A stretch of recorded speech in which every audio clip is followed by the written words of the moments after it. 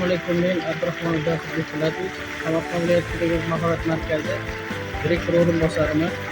Mana bugun biz malaka oshirish maqsadida Fransiyaning Nitsa shahridamiz va bugun barcha 8-mart xalqaro xotin-qizlar munosabati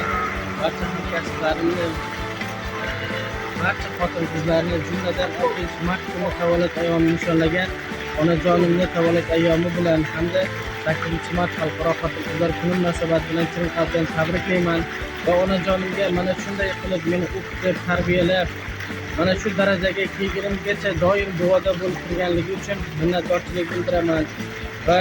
onajonimga bir gapni eslab o'tmoqchimanki, bolam doim bir kun o'tgan, tinch o'tgan kunga shukur qil degan gaplari doim qalbimda va doim harakat qilgan o'skin bolam degan gaplari albatta yodimda va duolari bilan mana shu darajaga kelganligim uchun, shu darajaga kelganligim uchun onamga o'z minnatdorchiligimni bildiraman va bayram bilan yana bir bor samimiy tabriklayman.